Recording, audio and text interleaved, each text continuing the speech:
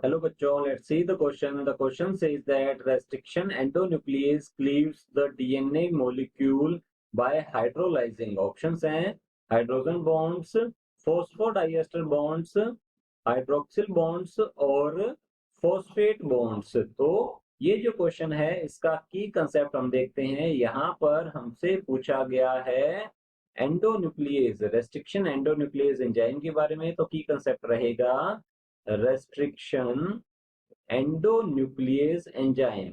तो restriction एंडोन्यूक्लियेज enzyme जो है ये रेस्ट्रिक्शन एंजाइम्स है, इन्हें सेपरेट किया जाता है बैक्टीरियल सेल से। तो हम यहाँ लिख सकते हैं बैक्टीरियल सेल से इन्हें सेपरेट किया जाता है। और रेस्ट्रिक्शन एंडोन्यूक्लियेज एंजाइम जो है ये न्यूक्लियेजेस ग्रुप के एंजाइम है, इन्हें मॉलिक्यूलर सीजर भी कहा जाता है।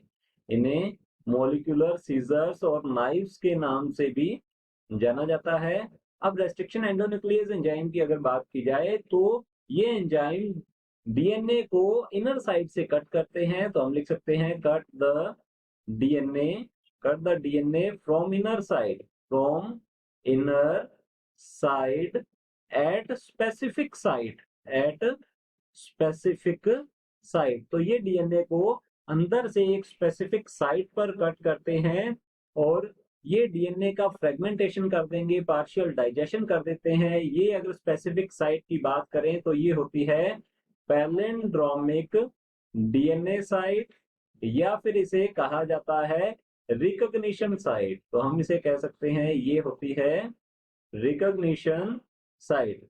पैलिंड्रोमिक डीएनए साइट का मीन है ये ऐसा बेस सीक्वेंस है, यहाँ पर क्या होगा, ये ऐसी डीएनए साइट है जहां पर दोनों जो डीएनए के स्ट्रैंड है अगर उन्हें रीड करने की डायरेक्शन सेम रखी जाए तो वो एक जैसे रीड किए जाते हैं। इसे कहते हैं पैलिंड्रोमिक डीएनए साइट। और ये रेस्ट्रिक्शन एंडोन्यूक्लियेज एंजाइम जो है इसी पैलिंड्रोमिक डीएनए साइट पर डीएनए को कट करते हैं। तो हमसे पूछा गया है restriction endonuclease cleaves the DNA molecule by hydrolysing. तो रेस्ट्रिक्शन एंजाइम जो होते हैं, हम यहाँ बात कर लेते हैं रेस्ट्रिक्शन एंडोन्यूक्लियेज एंजाइम की। ये कैसे कट करते हैं, ये कट करते हैं या क्लीव करते हैं फॉस्फोडाइएस्टर बॉन्ड को। तो हम कह सकते हैं cleaves the phosphodiester bond, phosphodiester